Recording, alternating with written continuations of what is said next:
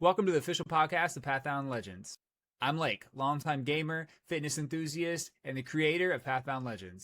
This show is where we cover things like fitness, nutrition, mindset, and everything going on within the world of Elaria. If you're new here and have no idea what any of that means, it's going to make sense pretty quickly. This week I'm excited to have Derek on, who's one of my best friends and the current war leader of the Forsworn Vigil. So at any point this seems interesting to you, hit the pause button and head down below to the description for a link to our school community, and you can come check us out yourself. We had a great conversation after the jump that both of us had a ton of fun making, so we hope you enjoy it too. So let's get into it. So I think we got it going. I think it's finally here. This is episode 1, Pathbound Legends official podcast. So let's get started. So let's get into it. Let's get into what Pathbound is. We're getting sitting crisscross applesauce here. So for sure. Trying to get nice and set up right. I recorded the entirety of my last video with my head offset to the camera. So I had to go in and edit it afterwards. And then when I edited it, I was like, okay, this looks really good. And then as soon as I hit publish and started playing it, I realized that I cut off the top of my head. So I was like, come on, man. Like I did all that work to try to get it just perfect. And then it's still wrong, but I already got 50 views. So I'm letting it go. So there you go. Yeah, we're letting it fly. So, all right, man. So this is Pathbound. I think the first set was like, just talking about games, man, because fundamentally that's what we're here for. Like games are fun, dude. It's fun to compete. Yeah, like it's fun to that. So one of the things I wanted to know for you, like what's the game that's really wrapped you in more than anything else of all the things you've played? What's the thing that like the games I played? Dude, the thing that like you could just lose hours in? Like you look at the clock and it's 9:30 at night and you're like, all right, man, am I sleeping tonight? You know what? Honestly, okay. So it's not, the funny thing, it's not even like, okay, so there have been 3 games in my life. 3, okay? Okay. One of them was Naruto, Ninja Storm, and then Ultimate Ninja Storm, like that whole series. The originals, yeah, for sure. Okay. Right. But then UFC and Madden. I used to go ham on all of those. Which UFC? Also DC Legends. It was Mortal Kombat versus DC Legends. That was very nice. I love that game. Yeah. Dude, I did. I remember playing Injustice in grad school. Like yes, just killing it. Yeah, for sure. Got that Batman on lock. Yeah, my God. Nice. Yeah. All I can do is spam though, so I'm not even like good at it. You are a long range spammer, and that's all you got. So if I can close the gap, it's over for you. Right. I think for me, dude, it's totally Warcraft, right? Like, like I played Warcraft for like 20 years, and it was just like having the community. Like I ran a guild there, like I had a community of players, and it was my team versus the other teams. And like I think the thing that I enjoyed, just because I'm a coach, like I think the thing I enjoyed more than anything else is like teaching people how to play and like watching them get better, right? Like there was just, it's such a deep game, and like people come in and like they have no idea what's going on, and they're just completely overwhelmed because there's 1,000 different things that you have to know of. I remember. That was me. I know it's like an insanely complex game.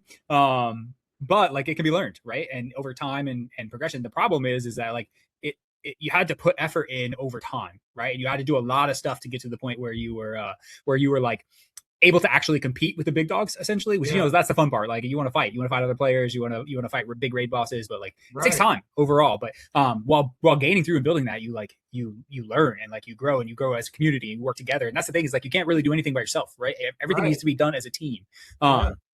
So when I eventually laid that down, because I couldn't put the hours in anymore, right? Like I had other things to do. Like I remember, dude. You were the first. Like, okay, so the first person that ever told me about WoW was one of my guys, Josh. I was over at his house. This was high school, and he's playing the game, and I'm like, "What is this?" And then he's like, "Oh no, you're talking about it." I'm like, "All right, man. I'm trying to go get girls right now, dude. Like, I need to get something else going." And then the second one who actually dove in and told me about it and explained it was you. Yeah. And I'm like, oh wait, this is actually really dope. Yeah. So I remember you being in it, and then it being like, okay, the hours and hours, and then grad school. Yeah. So and it's a lot, and that's the thing is like, in order to actually get good at it, like you got to build over time. Like, so when I quit, ultimately, like, it was both a social outlet and like, dude, I tried everything to try to find that somewhere else. Like, I wanted to do something where I could not invest so much time.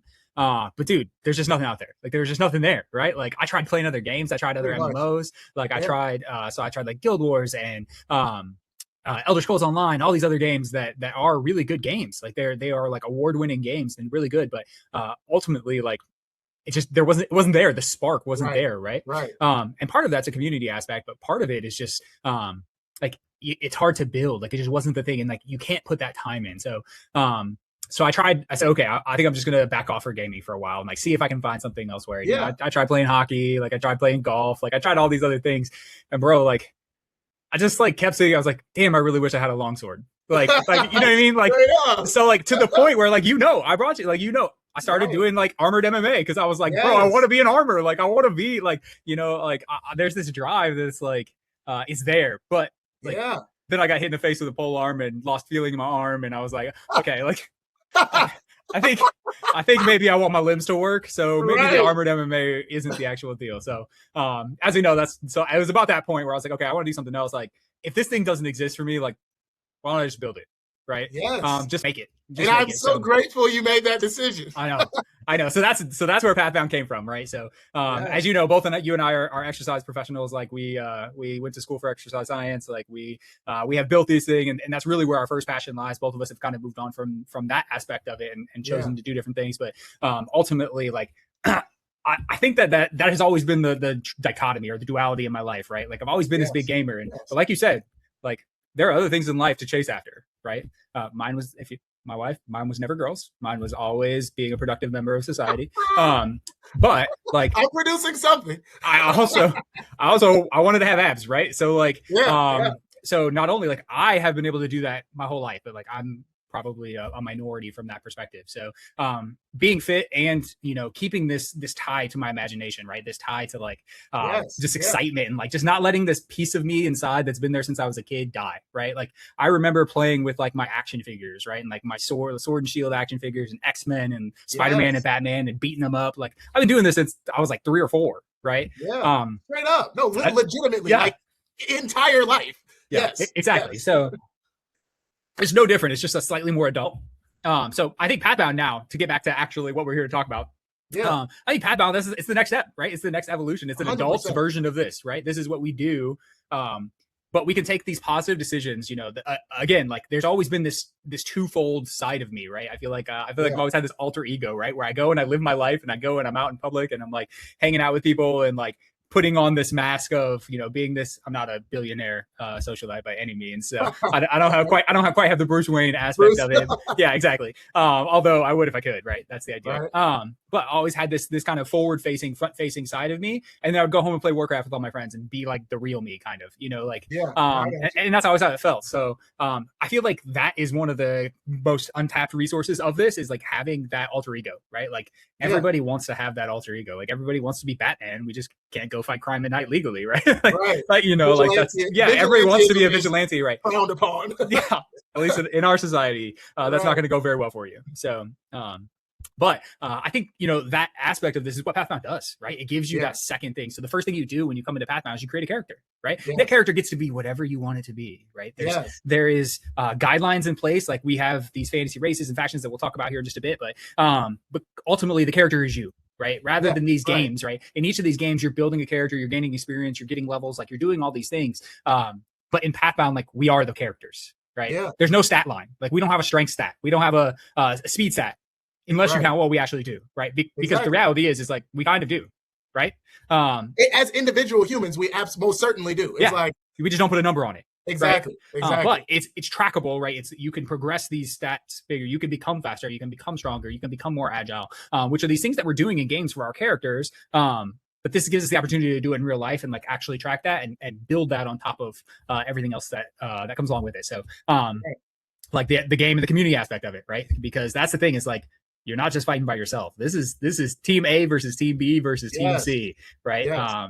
So I think that's the overarching philosophy. But like talking about the game itself, like for me, when you first told me about it, the thing that came to my mind was like, this is, I know World of Warcraft and all that, but for me, I'm a big anime guy. So I spent a lot of my time watching anime, and it sounded like solo leveling, bro. I'm like, I can be Jinwoo. Let's go. You for sure can. Where I can now I'm in this game, I'm in this world where all of my efforts go towards strengthening my character, and then I can go out and slay some stuff. Like that sounds so stinking cool, man. Yeah. And that's what captivated me about Pathbound from the gate. Like, I'm like, no, this is genius. Because it truly, I'm gonna be real with you. I'm gonna be real with you. Today, I was like, okay, how many workouts can I get in to try and level myself up? I'm like, I'm trying to win, and I love it. I love the competitiveness of it all. I love it. I'm telling you, I saw this right from the get-go. I was like, dude, like the moment I was like, it was like, oh, I'm gonna lose to Derek. Oh hell no, like, no, not a chance. Straight up. It's like zero chance I'll let that happen, right? So that's funny. No, and it is right. It is solo leveling, right? So I know that you have the anime thing on lock, right? You got a YouTube channel about it. Like you are the anime, you are the anime guy, right? I've always been the comic book guy. Like I've always been the kind of fantasy Warcraft, like that kind of thing. But the goal is to cater to both audiences, right? So yeah, and I think it fits it well. I don't think if you're somebody who, like, for example, you like comics and all that, like all of it ties together. Yeah. It blends so well that it's like anyone can get into this world and enjoy themselves. I've even talked to my wife about it. And I've been like, yo, like, and she's been like, okay, well, what faction do you think I would be in? And I'm like, well, we might just have to check it out because I'm going to compete against you. Yeah. Well, so that's the thing is that, like, did you see who posted last in the community chat? I didn't see who posted last, but I saw who posted because I liked her comment. Yeah. In her battle thing, I'm like, oh snap, she's getting into it. Huh? I know. So I was like, all right, babe, like, do you want to play? Like, obviously, I would love for you to play. Like, this is a big part of my life. Like, this is what I'm gonna be focusing on. Like, of course, I want you involved. Like, I want you to help me make content. Like, do all these things. And I was like, but babe, like, you gotta be a human, right? Like, I'm human. I'm a human. Like, that's what I play. Like, I play human. Like, you gotta play human. Well, I mean, you can play a dwarf if you want, but like, and like the look on her face was so sad, and I was like, like, you know, she's like, you mean I just gotta be a regular human? So like, she was like, okay. Like when we tried some things, I was like, okay, I'll create you some things to make humans cooler, like, you know, whatever. Because that's the thing is that we can do whatever we want, right? So. And then a couple of weeks went by and she's like, finally, I was like, okay, like, you know, if you want to make your character, like whatever, blah, blah, blah. So she made her character, didn't tell me a word about it. And then literally I signed on and I was like, she chose the opposite faction. And I was like, so now. When I saw she was in a different faction, I laughed. I literally laughed out loud. I was like, I know. So I was like, oh, so that's how it is then. Okay. The funny thing is when I was watching your YouTube video, and then Tessa was asking questions while it was going. And I was like, tell her to watch the video too. What'd you say? Said have her watch the video and like and subscribe too. Right, for sure. But no, so she was watching with me, and then she's like, okay, well, which one? Because when you were describing it, like the different factions and all that, she was like, oh, well, that's the one that I would be in. And I was like, and she was like, are you in that one? I was like, no, I'm not in that one. And guess which faction it was? Was it Aegis? Yours. Let's go. Let's go. I know. The Aegis are sick, man. They're the beast. Like, no. It's 100% right where I'm at, baby. Come on. I know. Everybody loves the Forsworn for whatever reason. Like, I made him way too cool, apparently. No. I think you know what I think it is. I think it is legitimately. I think that when I analyze like people in general, like I know that the whole like the picture of them is all dark and all this stuff, but like people in general, like they line up with that faction 100%. Yeah, like I think right.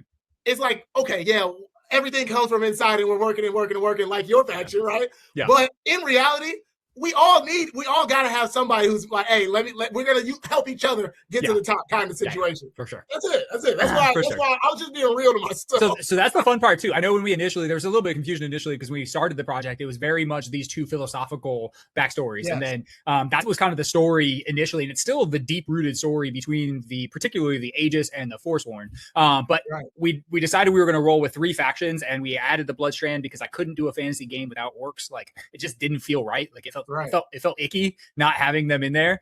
So really we wanted to make sure that we had that kind of savage, like strong faction that's just for like, we just go forward. In WoW, we called it W keying. Like W moves you forward. Like that's it. You just hold W and attack, right? Like, so that type of faction, that's really what I wanted to have, that kind of just simplicity. We don't care about these philosophies that the Aegis and the Forsworn are fighting over. Like we just want to fight, right? And I love we just want to survive. Right. It creates diversity, you know, it creates another layer of the community because again, there's people who operate in that too. It's just like, I just love that. I love the community piece of it. Cause it's like, okay, you got all these different personalities, all these different people who can come together. And then it's like, all right, well, let's put our real life fitness to the test. And I also love how you've staged it to be like, okay, me, like if I were an elite CrossFitter, right? Like I'm not necessarily going to be any better off than the person who's like the stay-at-home mom who's like, I'm just trying to stay healthy and do whatever. It's like it levels the playing field, but it also requires that you commit and you put in work still. 1000%. And this fundamentally is a game, right? So it's a combination. It's like it's a combination of Orange Theory. Like if you're familiar from a fitness perspective, they put your leaderboard, they put a leaderboard up on the wall and like test your heart rate and like they compare you against everybody else while everybody's doing the same workout, and you can see who's doing better or whose effort level is higher, that kind of thing. So you have that from the leaderboard system in Pathbound, but then you also have damn, I lost my train of thought. We'll edit this spot out. The leaderboards. Oh, you were saying that CrossFit, that is even, that is balanced. Oh, but you also have like the but you also have the board game aspect of it, where like you're literally moving points across the map. So we're going to get into all that. Like, let's actually, I think now is probably a good time to just like take a look at Pathbound and see what it is. Like, so I'll share my screen and we can kind of look and see what it is. We can introduce some of these. We've already kind of given some spoiler alerts, but we're going to go through and introduce each of these factions. No. This is good. This is good. This is natural. This is what we wanted. So, I'm going to go ahead and share my screen, and then we can take a look at, let's do this and this, and we're going to share this here. So this is Pathbound, right? So this is the entrance. So this is basically a fantasy fitness role-playing community. So it exists within a platform called School, which gives me the opportunity to have basically posts that we can do. So we can see a lot of different posts here that we have, and this is just kind of the general page. This is the page that you land on. But then we also have a classroom, and this opens up the ability for us to structure content in a way that's easy to access. So we have a couple different modules. We've got our education modules that we have here that let you kind of give you a run through basically exactly what to do, how to make good decisions from a nutrition standpoint, exercise, mindset standpoint, recovery, that kind of thing. So we'll cover these in later episodes so we can see exactly what's going on. But really, when we look at things, we want to look at the introductions. So we have an introduction process where we basically just go in and create your character, right? The first thing you do in any game is character creation. And this is our character creation process. Where we go through and you pick your faction. Races are faction locked. So once you pick your race, that kind of determines what faction you're in. But we have a bunch of different things. So, but first and foremost, like we got to look at the world, right? So no good fantasy game or our community is built without a good world. And I spent months building this world, like the backstories, everything that exists on the map, there's a story for. If you see a name, I've already thought about where it goes and how it works. And I've spent a lot of time playing games, right? So we have 20 years worth of experience of seeing these different worlds and building this. So let's take a look at what the world of Elaria looks like. So when we look at this here, this is Elaria, at least the part of Elaria that we can see so far. So there is more. There is more to come. And in fact, I had to shrink this down, and like it took me a while to be able to say, okay, this is where this is the peoples that we're going to bring in. This is where we're going to start. And it like every day I think about something new that could be added. Like, and I'm trying to restrain myself. I already have the next 2 expansions already planned out. The next 6 races already planned out. Like, and it just keeps adding, right? Like, so I've got it all. So cool, dude, it's all in here, right? Just trying to get you something now, and before I hold my, restrain myself from working on the stuff that's coming down the pipe. So, this is Elaria, right? So we have 4 major regions. We've got the Frostward Mountains up here. We've got the Heartwood Vale down here. Obviously, this is like your forest place. This is, if you're familiar with Warcraft and Elven Forest, this is going to be very similar to that range. We have the mountain element of Frostforge Mountains up here. We have the Tarak Wilds, which is more barren aspect of the of the planet of Elaria. And then we have the haunted, spooky forest of Gravebloom Hollow. So don't worry, friends, you can come in anytime. We welcome members. So we've got the light forest, the dark forest, the barren area, and the mountains up here. We got a little glacial area over here, and a volcano, and a couple jungles spread in there. So we got the Sea of Mist, which more to come on that. Might be getting some action when the next expansion drops, but we'll see. We'll see how that goes. So this is the game board, right? So when we think about the board game reference, this is where we think about a board game here. So each one of these nodes is a capture point, or a battleground is what we refer to them as in Pathbound. So each team, indicated by the blue colors, has a certain amount of battlegrounds. Usually they're 6. Everybody starts with 6, and then they have 2 capital cities. So the red team also, this is the Bloodstrand Pact, has 6, and then the Forsworn Vigil also has 6. And these are evenly spread out on the map. Everything is balanced. It took me a good bit of time to be able to get this map balanced and specific, but everything is balanced to where it's almost exactly equal. There are a couple of slight differences between the factions, but we can get into that and do a much deeper dive. So for now, we know that each team controls 6 points, and that's how the map starts. So each one of these has a backstory. These are the points in the world of Elaria that I felt would be most commonly fought over due to their unique. Certain ones are resources. Volkrath is a supply depot. The Valley Iron is an old spirit battleground, essentially this very strong choke point that goes into a valley between two, the mountain on one side and the mountain on the other. And it's the only path to Durakal, which is the capital of the Stoneborn Dwarves. So these are basically natural choke points, and then obviously certain points that control like the capital cities are the main hubs where those peoples live. So that is the introduction to Elaria, the world itself. So you have a little bit of a context as far as what we're working on with them. So we also have the factions, and we're just gonna do a glance over, like barely, like very dive over it. So we have the Aegis of Elaria, which are made up predominantly of the Stormhaven humans, the Stonebone dwarves, and the Runebrock trollkin. And I then just still think the dwarves are dope too. the doors are tight, bro. You should see the art. I've got art going out the wazoo, and some of the dwarf art is like the sickest ever. So as you can see on the YouTube video, the dwarf got the first call out on the YouTube video from because that art was like on point, man. So I really like the dwarves too. So for sure. And then we have the Forsworn Vigil. So we have, let's go. Yeah, as we know, they're kind of cool. Like everybody so far, everybody pretty much has joined the vigil. So everybody that's joined in has joined in the vigil. So we got to work on making the other factions a little bit more cool. But so these guys are headlined by the Valari humans, which are a sect of humans that left the Stormhaven, kind of the natural order of Stormhaven, and decided to go their own route and build their own life from that perspective. So we have the Graverot, and then we have the Pyrothi elves. So those make up, this is more of the darker faction, right? So also the elves, that I was like, of them, I was like, man, the elves would be a cool one, especially because my name on it is Avniel. So it's like, that's totally an elf name. Yeah. It is, but that's okay. You can make anything work. That's the thing, is that there's no rules, right? We can make anything work. So I do think the Pyrothi elves are one of my favorite races. They're pretty damn cool. Actually, these is like a collection of all my favorite races, right? Obviously, that's probably why I did it. So if I didn't think they were cool, I wouldn't have done it. So and then the Bloodstrand pack, which again, these guys are beasts, man, like literal beasts. Like you have the led up by the orcs, right? These guys are orcs. They're a little bit more builder than savage, right? So they definitely have the capacity to be aggressive, and but these guys are more focused on building their civilization, right? But again, they're an orc, so like they have the ability capacity. They don't take prisoners, like they're savage. Right. And they're flanked by the Thuldraki Northmen and the Ursari Frostmar, which are our beast race of choice here. So the Thuldraki are a sect of humans that left Stormhaven ages and ages and ages ago. So whereas the Valari left more recently, these guys left millennia ago. They've been long spread. They live in the all three of these races live in the northern aspect, in the northeastern part of Elaria, and they're making it work, right? They're limited resources. So a lot more to come as far as what actually drives these guys, but these guys are more focused on survival than they are any sort of philosophical needs. So that's the factions overall. So like if you weren't going to be a Valar, if you weren't Forsworn, what's second best for you?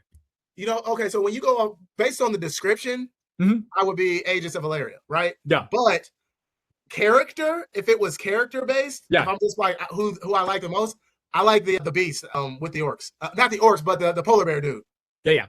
The Frostmourne. Yeah, it's so freaking dope. Yeah, they're really cool. Like look at the artwork, bro. I know. Dude, we're just getting started. So I actually so the stuff I've got in the works right now is actually way better than this. And I'm saving it for the faction reveals. Like okay. I've been getting better and better and better, and like this is pretty good. Don't get me wrong. Like these are tight. I was really pumped about these when I first put them out. But there's more to come. So the artwork just keeps getting better and better and better.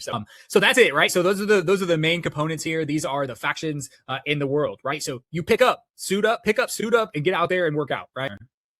All right. So yeah, it's all sweet. So like, how do you play it though? That's the whole thing. Like we have all these ideas. We have like the whole, like we're saying that we're doing these things, but how does it actually work? Yeah, we've got the world, right? Today was to cover the world and introduce like everything essentially. But yeah, like let's get into how the game actually plays, right? So in order to do that, we can take a look at a couple different things. So it's easiest if we look at the war room, which is like our hub for what's actually going in the battle. So I brought up a map here, and I'll bring it up again. So, but now the map now has the actual attack vectors where you can actually move around. So on the board game, like this would be like little dot, where you can move from this point to this point, right? So from Stormhaven, you can move to this guy. So this is I love that analogy, by the way, when you gave that, because it for whatever reason, it like unlocked a piece of my brain, and I was like, "Oh, that makes perfect sense." Now you understand why people are attacking what, and So, Right. so what you can see here is that this is this week. We're in week 2 of the battle so far, of the season so far. Week 2, season 0. So we've already had some movement on the board. You can see it looks a little bit different than it did before. So, like I said, each one of these battle points can attack the one that has the attack vector, the red line from it. So, basically, each team goes, and we're going to do it here in just a second. Each team decides that they're going to attack 1 point each week.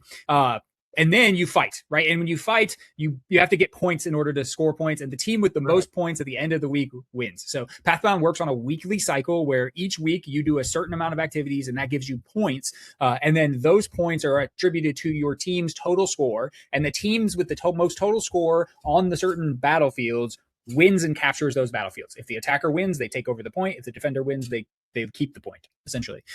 So that's the way it works. And you move your team across the battlefield and try to capture one of the enemy's 2 capital points. And if team A attacks team B can attack team C, right? So it's very complicated. You gotta be careful getting too far across the map, because then you put yourself at risk of being flanked from the other side, right? So Right. So how do we get points? Points are everything in Pathbound. So the points drive the leaderboards, they drive the battle map, they drive the week by week progress. So let's take a look at how we get points. So if we go to Elaria 101, this is our how-to guide. Essentially, we can go to our how to play. And this is the point setup. This is how you actually play the game. So in Pathbound, each week we have goals set, and we have 4 different categories of goals. These are our baseline goals, but this will change over time, and we will add things onto the top and switch it up, put bonus points and such, change as necessary, but this is where it's at currently. So we have 4 categories. The first one is nutrition. So I think it's super important to make the right decisions healthy. And let me back up for a second. All of these are all based on the things that I think, after 20 years of doing it, are best for making and seeing positive change from a body composition standpoint, from a strength standpoint, from a weight loss standpoint, whatever your goals are. These 4 things, I think, are the things that are most important to make changes. So that's what I'm encouraging you to do, right? So this isn't just a game, and I didn't pull these out of nowhere. Like, these are the things that you should do in order to see the changes that you want in your body. So the first one we have is 80-20 nutrition. Now, this is not the 80-20 thing that you might be used to. This is just a percentage. 80% of the food that you should eat should be good food, nutritious whole foods, and 20% can be not great. So the way this works is that each one of these categories are counted daily. So if you eat 80% of good foods and 20% not so great foods, at least 80% good foods on a day, you get a point for that day. Okay. And you can score up to 5 points per category each week. So you get 2 days essentially off, although I don't recommend taking advantage of that, but I wanted to keep it reasonable. So the goal would be to eat 80% good food on any given day, and you get 1 point for the day, and that you can do that up to 5 points in that category per week. So the same thing exists for step goal, and step goal is radically different depending on your current fitness level. So again, I use the example of 5,000 steps. That may be easy for one person, that may be impossible for the next, but you set your own step goal, and then you decide, or you tell me whether you met it or not. So if you keep consistently making it and it's super easy and it's still pretty low, I'm going to encourage you to increase it, right? But either way, well, that's one of the things I like about that, because with me being in surgeries and scrubbed in, it's like I can't, like, I work 12-hour shifts, Dana, so it's like I'm constantly just kind of standing in one spot, you know. So I might walk between cases or over my lunch, but it's like my goal has to be lower, not because of like a physical barrier, just simply because the availability just isn't there, you know. So I like that. It's like, okay, goal. What is it? Where are you at currently? And then try and push it. That's what I take that as. It's like, I'm here. This is what I'm getting. I can probably try and push a little bit harder to get higher. It's going to be more of a struggle, but that's what I like. Yeah, and if you have a goal, a day where it's particularly difficult, and for you to get 3,000 steps, and you want to make 3,000 steps that your goal for that day, but every other day you can do 10,000, like, then you can have different goals for different days. The question is how many days did you meet your goal? Right. That's okay. I'd like to go into this a little bit more, but we can talk about that later.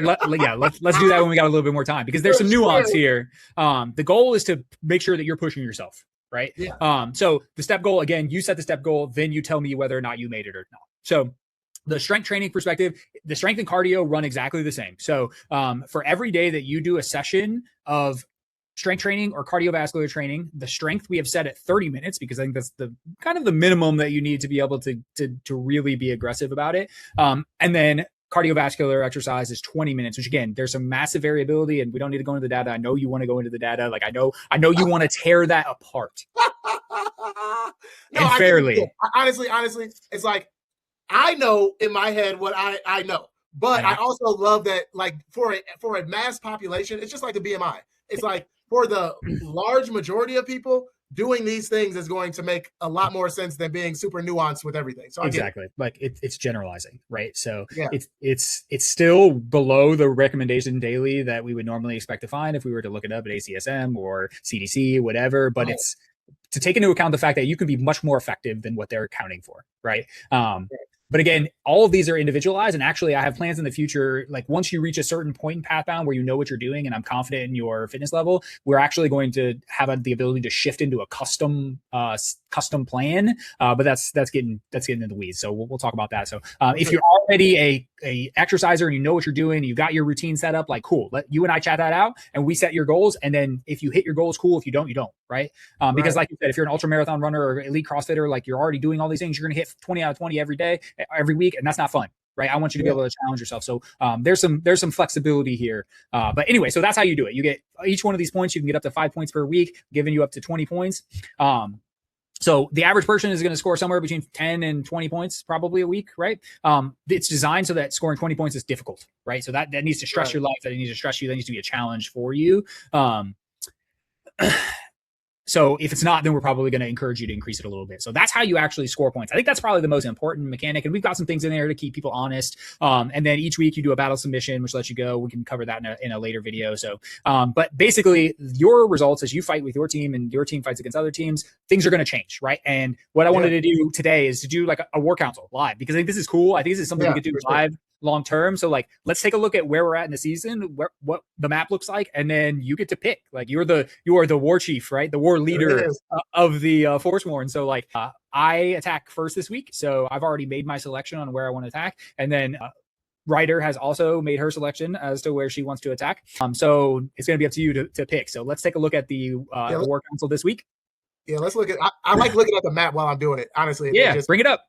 Yeah, we're sharing my screen right now, so you're good to go. So this is the world map. This is where we're at currently. So as we can see, the Bloodstrand pact up here is struggling just a little bit right now. They've had some unlucky weeks. They had a really unlucky first week and also a pretty unlucky second week as well. So right now, the Aegis and the Forsworn are both sitting with 7 points total, and the Bloodstrand is sitting with a measly 4, unfortunately. So although this is where it gets interesting, right? They think, oh, you just got to take 2 points and then capture the thing, but it's not that easy when you got three different factions fighting for the same resources. So the way we choose who attacks first is we set it up. One team attacks first, and then it rotates around clockwise. So the first week, the Bloodstrand attacked first, and then the second week, the Forsworn attack first. I always want to say the Valari because they're like I do too. I don't know. So the Forsworn attacks first the second week. So this week it was me. So the Aegis, we attack first. And given the fact that you got a really lucky week, so if we take a look real quick, at week 2, keep it on the results. Let's look at the results real quick. So these are the results from last week. So the Bloodstrand attacked and attempted to take Kaldvik from the Aegis, and they were defeated. So the Aegis came out on top. Additionally, the Aegis attempted to take the Shrouded Sentinel from the Forsworn and were defeated, and that you guys were able to defend that well. Finally, the Forsworn decided to take back their capital, their pseudo capital of Valaris. Valaris is technically not a capital. However, they chose to take that back and they were successful. So one of the things that we have here is that each of the different nodes, depending on how many allied connecting nodes, they get a little bit of a bonus. So because Valaris had Silver Mist Thicket, Pyreheart Keep, and they controlled the Sunbleak Shoals, they got a 15% bonus to their points for taking this point. So you guys crushed in this battle. So Valaris is hard to hold, easy to capture, but hard to hold. So this is the results. So this is how it worked last week. And we can see if we look at the leaderboards, that we had some pretty good turnout for the Forsworn forces here today. So the Bloodstrand did show up, but they just didn't do as well. So big pulls from the Forsworn, particularly these guys at top here, the top 5 here. The Valari showing up strong, coming in for their city, right? Their capital city. They showed up strong and they got it done. So when we look at the second battle, the attack on Shrouded Sentinel, so that's this guy right here. So this battle here, In this battle, Forstrand came apart. Again, strong showing from the Elaria humans. So we were able to take it. Aegis did not commit very many forces. And that's not abnormal. The Aegis tend to favor defensive battles. So because Kaldvik was getting hit, like we do tend to be better at defense. We tend to push toward defense, holding the territory that we have rather than pushing aggressively. So not surprised that we only saw a small showing from the Aegis here. And then on the last one, the return to Kaldvik, this is when the Bloodstrand are attacking up here, and we got a very strong showing from the Aegis here, and that let them hold that point. So these are the results for this week. So that leads us to our selection for our battle week this week. So we have the world map already updated to this week's battles. So this is where we stand here. Again, the Aegis held Kaldvik. The Forsworn held Shrouded Sentinel, and the Forsworn took back Valaris. So this week, the Aegis they move first now. This is week 3, so the Aegis moves first, and they have elected to try again and Shrouded Sentinel. So the Forsworn are getting a little too beefy for my taste. So we're gonna go ahead and make sure that you can't put pressure on Thrakmar, because right now the Forsworn have a target to Thrakmar, and if they choose to attack Thrakmar, this is a potentially season-ending battle here. Right. So all you have to do is attack Thrakmar and take it, and then you win this first season. So we've actually got some fun going on for as far as what we do if that happens, because seasons in Pathbound go 12 weeks no matter what. Right. So we continue to fight, but things change a little bit, and we haven't quite covered what we're doing with that quite yet. But I'm excited, man. If you could potentially take Thrakmar this week, you would be crowned. Forsworn would be crowned season 1 winners or season 0 winners. But the story is not quite over yet. So sure. I don't want you to do that. So I'm going to make sure that I pressure you this week. So with the first round in this War Council, the Aegis elect to attack the Shrouded Sentinel this week again. So knowing that, we switched counterclockwise, and the Bloodstrand packed first, and I had a small War Council with the leader of the Bloodstrand pact earlier. Alliances. Come on, I thought the Aegis were supposed to be honorable. listen, the Bloodstrand, they didn't share that. They thought, okay, so if I'm attacking you to put pressure on you, well, the only reasonable option is to pressure Aegis, pressure the Aegis. So they are also repeating their attack on Kaldvik this week. So again, Eastwatch to Shrouded Sentinel, and then we have the capital of Fuldrak to Kaldvik here. So that leaves the ball in your court. So what would you like to do as the leader of the Forsworn Vigil? How would you elect to declare your attack this week? You know what? I'm about to go into your land, brother. Let's go. I'm going to attack, what is that, the Eastwatch? You cannot attack Eastwatch because I am attacking from Eastwatch. So I can't attack that same spot. Okay. You cannot attack. This is good. I like that. Yeah, you cannot attack. So that's one of the benefits of attacking first, is that you can protect a spot, right? Right. It kind of affects. And then also, is this the same case? So since you're attacking Shrouded Sentinel, right, they can't attack somewhere else. Is that right? No. So, well, yes, that's correct. Shrouded Sentinel cannot attack because they're being attacked. Because they're being attacked. Right. Yep. Okay. Yep. Well, then I got to go for the capital. I got to go for the capital. Well, so you do, if you want to attack me, you do have an option. You can take an attack from Silver Mist Thicket to the Borderlands and try to take the Borderlands. So you do have that option. However, I have thought 12 moves in advance. And I specifically chose to attack Shrouded Sentinel because if you attack Borderlands, I have 2 points, so I have a 5% bonus over you in that battle. Right. That's what I was thinking. I'm like, 5% is that's less than one person's contribution, right? So just because you're at a slight disadvantage there doesn't necessarily mean that. But that is why I chose to attack you from Eastwatch rather than attack you from Borderlands, which I could have also done. Okay, so let me see. So there's strategy here. If I take, what is this one? Shoot, I can't zoom in. So the Valaria is going north west. That little little arrow. That is the area of Gut Post 1. Gut Post 1. Okay, so if say I wanted to take that, right? P.S. the home of the Grin Gut Orcs, which are a darker version of the Orcs who have yet to be exposed, but they're coming soon. So you were saying, sorry. So if I were to attack them and I won, I would have then, okay. So if I were to attack the capital, the leader of the Bloodsworn would be able to they would have a bonus too because they have the 3 different. They would have points, 2. right? Yep. So if we look at here, I know you can't see my screen, but they would have. Okay. So arrows. They have gut post 1 and then full drock. So they would have a 5% bonus. You get 5% from this line, and then they get 5% times 2 because they have 2 lines going to Throckmar. Okay. So.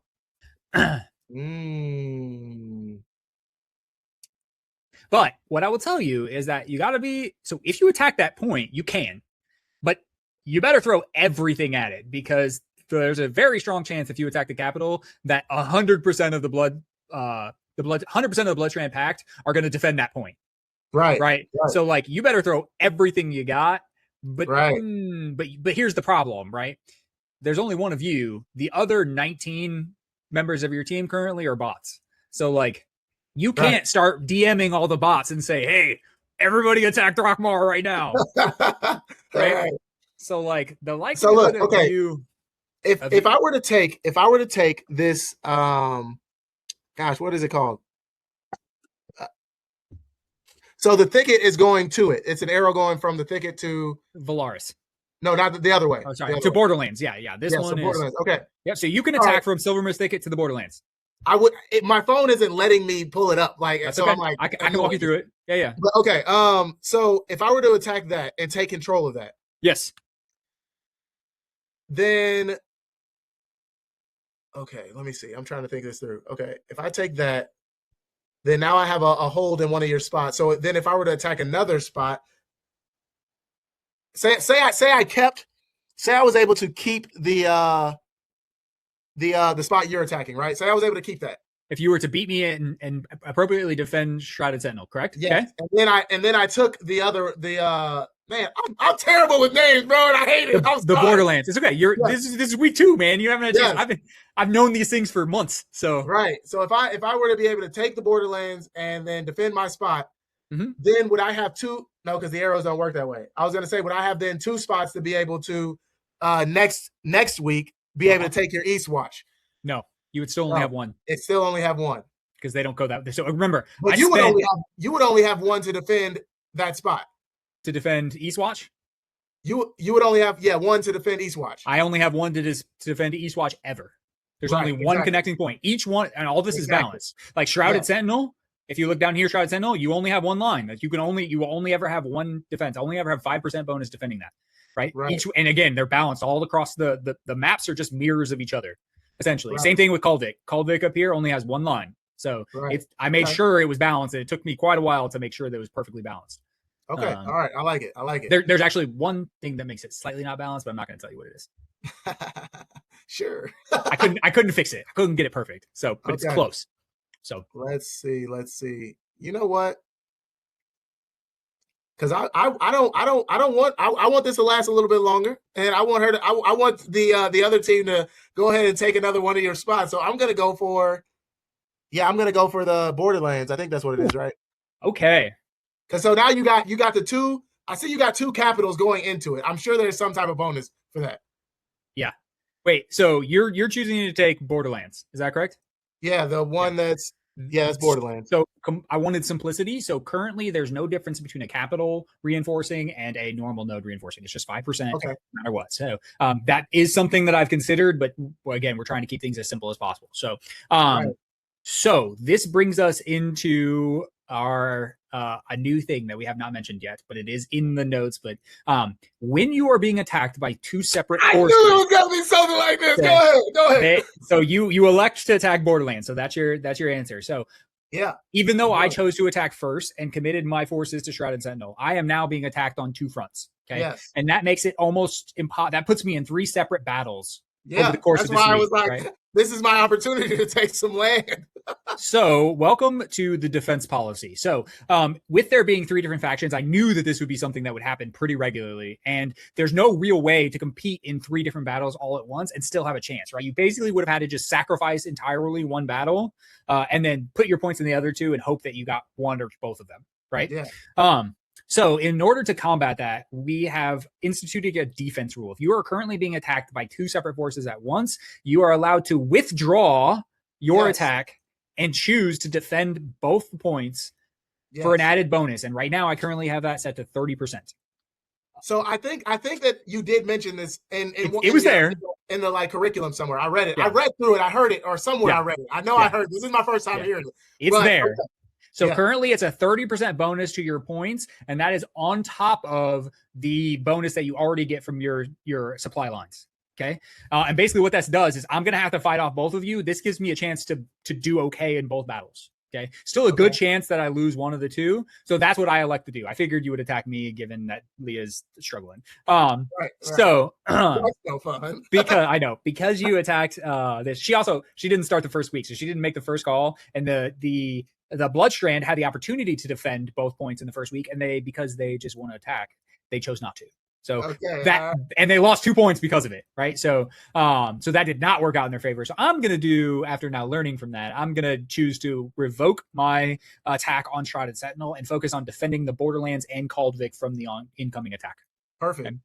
So so that lets you really rest easy this week, right? Let's go. So you are only having one battle to fight in this week, correct? Right?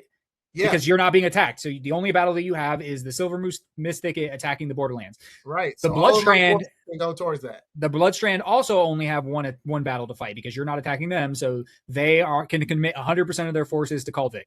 Right. So you'll need that 30% boost. I need that buff, or else there's zero chance that I can compete. It's still 30%. So I'm still at a disadvantage, but it gives them the opportunity to potentially at least take one of the two nodes, essentially.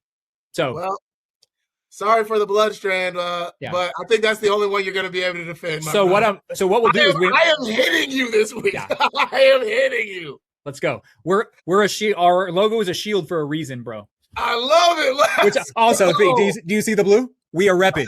I swapped out the Apple Watch for the blue band. Let's go. Come on, bring it forward. Perfect. So we're a shield for a reason, right? We're designed for this. We were born for this. Let's hope. So that's what we're gonna do. I'm gonna run the numbers with 30%. If I get absolutely crushed in both battles, then I'm probably gonna adjust, because really it should be 50% to make it even, right? But I'm gonna run the numbers and we're gonna see exactly what it is. If I get absolutely destroyed in both battles, I may have to bump that. So we'll see. Right now, I have everything set up so that the battles are roughly even, to try to keep them as balanced as possible. This is part of it, though. This is part of it. When the whole squad is in, it's like, all right, now this is go time for our faction. We got to put in the work so that our team doesn't get slaughtered. So if all of us get in there and we put in the work and we all get 20 points, we can win, right? Theoretically. Well, it's set to be balanced, right? So the ultimate goal is to not have bots at all, right? The goal is to have people. But then you have okay, so here's the final end, and I want to end on this point because I think this is the thing I'm excited about the most, right? The choice of where to put your points each week, where you apply your points each week is already kind of complicated, because do we attack this point? Do we attack this point? Do we defend this point, or do we attack? So people are already gonna have to make this choice, and how the faction leaders and the faction, the higher ups in the factions convince people to go one way or another, or that's a ton of the fun, right? So getting people to get your team on board, and the teams that are more coordinated might actually do really well. But that's where the second piece of Pathbound lives, and that's your character's legacy, right? So our stats are tracked. So our battles fought are attacked, our points accumulated are tracked, and they're not just tracked individual week to week. There are tracked over the course of your character's career. So, and then that's where a lot of the rewards in Pathbound come in. So we're going to have titles and different art and different frames for your characters. And these leaderboards that you see today, they're very basic. I've done essentially next to nothing. I'm just copy and pasting them straight out of the database. But later we're going to build a leaderboard system that has your individual character's portrait, a title that you choose. And you may see one of the things, again, one of the basic ones is veteran of the first war, right? And if you win the first war of a season, you get the battle, or first war of the year, first season of the year, you get the veteran or champion of the first war. And if you participate, you get the veteran of the first war, right? So these teams, or these titles and rewards that you can get over time, will actually kind of sway what people do. If you think about it, if you have a title or achievement that you're working towards that needs you to win more battles on defense, even though your team really needs offense, this team, Like, Yeah. you may be incentivized to choose to defend anyway. So how factions work together, your own personal achievement that you're working towards versus what the actual faction needs. Like, so that adds another element of decision making. And okay, like, do I just go for myself? And like, you're gonna find people who just always do for themselves. But then that's also there's also additional not enforce war. No, yeah, no. Yeah. There's another layer that racials, like dwarves, get a bonus for defending. So like sometimes your team may need the attack, but it also it may be better for you personally. You may get a higher score if you defend, right? Yeah. And then there's one little breadcrumb left, one little thing left that we haven't talked about, and that's Ascension. And that is where you get the ability to double your points in any given week based on the class you choose. And we have all the classes that you would expect, and certain classes do better in certain zones. So like, even though your team may really need help in Kaldvik, if you can't ascend and double your points in Kaldvik, it may be better you put your points somewhere else, one of your other battles in here. So there's a lot of different things that are at play here to try to, figure out what is the best place to put my effort and put my points in. So I am incredibly excited to see how that works out in practice. 100%. So, but we got to get to week 7 before we start talking about Ascension. So you need 6 battles completed in any given season before your character really turns on, and gets ready to get excited and ascends and starts doubling points. So that's it, man. This is Pathbound, right? So I think this is it. We have shown a ton. There's more to come. We're going to go through and we're going to do keep this faction going, keep this podcast going. We're going to do this each week and introduce more and more of the game. But I think overall, this is a very good place to start. Yeah. So I'm excited. Thank you for coming on. Like, I know you've got other calls to be in right now, but like, I think this was fantastic. So any final thoughts? The only thing that came to my mind during it, again, it's an anime reference, but this reminded me also of that time I got reincarnated as slime. Okay. So it's like so what happens in the show, I don't know if you've seen it, but you go into... I know what it is, but I haven't watched it a lot. Okay, yeah. So the dude he dies in the real world and gets reincarnated in this fake world. And then he's able to level up, and then he becomes like a completely overpowered character in the show. Okay. And a lot of the different races, the orcs and all those things are in it. And it's like everybody fighting for different territories. And it's just like, it reminded me of that. But I love this because it brings all of that to life. Like I love the worlds. I love all of those things. I'm a big fan of that style of anime and even comics, right? I like that stuff. And so being able to like influence it is just dope. It's just really cool. So, I know. I'm excited. So I've seen it, but I was like, the name got me, man. I'm like, okay, I'm gonna watch it. Right. Like, for sure. Because I was already somewhat interested, but now that I know the correlation here, like, let's go. Yeah, it's cool. It's cool. But honestly, this is cooler. So don't worry about it, Absolutely. I know I got work to do. Like, there's literally like my brain like never stops thinking about Pathbound. Like, it's just literally there's so much coming down the pipe. And we're like from official actual building of Pathbound in its current state, we're like 2 months in. And like the amount that we've done in the last two months is astronomical, really. So it's funny because just before this call, I was talking to Tessa because we're all my mind thinks about is Dragonfly Analytics. Yeah, I have been like on it. Like, again, making the product better, giving the community something that they can like grow with and learn with and actually make money. Like, all those things, I've been on that. So I get it, bro. I've been like middle of the night up awake thinking and writing things up. And I love it. I love the passion because what that ultimately means is that we as people in Pathbound will end up with a great product and something that we can do for again, longevity, because it's not just like a short-term game. It's like, no, this is your whether you play the game or not, you should be exercising. And why 100%. Not like exercising and eating well and all the things? So why not have the added benefit of trouncing your friends in exactly. a world? Yeah, and literally, I think about it too. I don't think at any period in my life have I ever been more motivated to work out.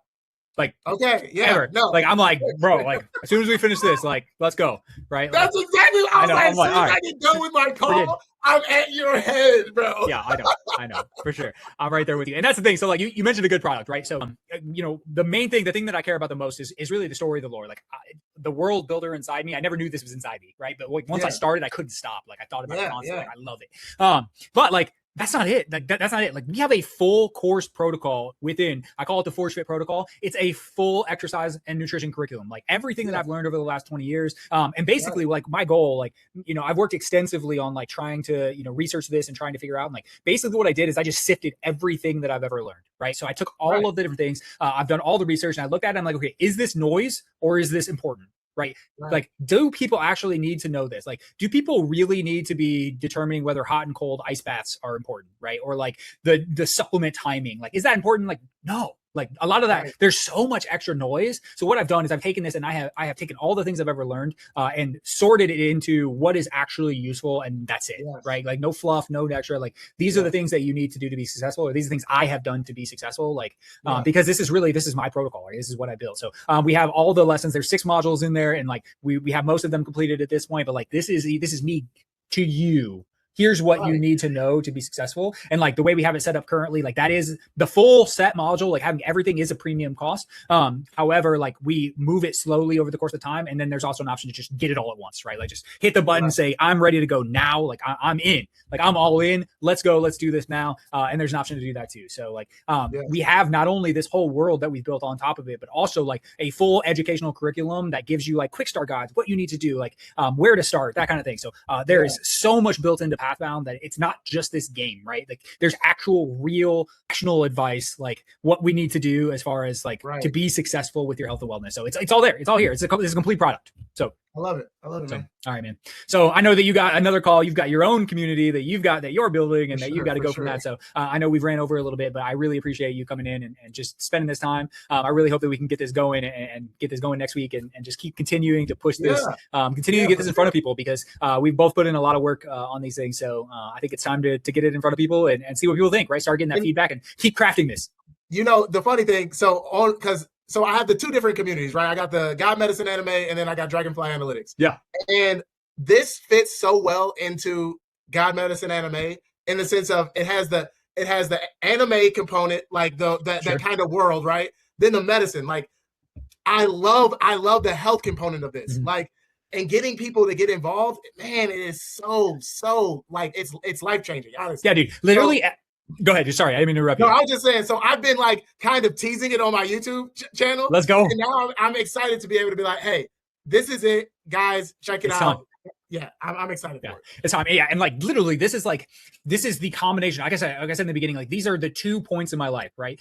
We have the fitness, the professional there that I went to school for it. I love it. Like I lost a good amount of weight when I was younger, and I went from being very unhealthy, and then I lost weight. I started working out. I started doing all these things, and like what it did to my life is unbelievable, right? Like I can't even really vocalize how much my life changed just by making these decisions. So I always knew, like one of the things I used to tell people in my interviews for all my jobs, right? I used to be like, if I could just take that and bundle it up and give it to people, like I can think of no better thing to do with my life. Like this is why I was put on this planet. So now this gives me the opportunity to take that and the fantasy, the fitness, the Lord of the Rings, the Star Wars, right? Like the things that I just love, and I dive deep into these worlds, and like to take the world building and all of it and combine it into one thing. Like I've never been more excited to work on a project. Like I look forward to it. Like I spend all day at work at my real job, and I'm just thinking about this all day, right? Like so like I could not be more excited about this. I'm so excited to get this in front of people and start getting some feedback and just continue to craft this into the best thing it possibly can be. Yes. All right, man. So I appreciate you. Thank you again for your time and your smiles. Like it's been a blessing. Like for sure, all right, man. So we'll catch you later. You take care. All right, man. See you. All right, man. Oh, hey, real quick. Yeah. There's going to be a link in the description for the school community. We did all of that. We got to put the link in description for the school community. That's where you go to check this out. Yes. So, we did all of this just to get to that line, and then we almost forgot to say it. So link in the description. Elaria.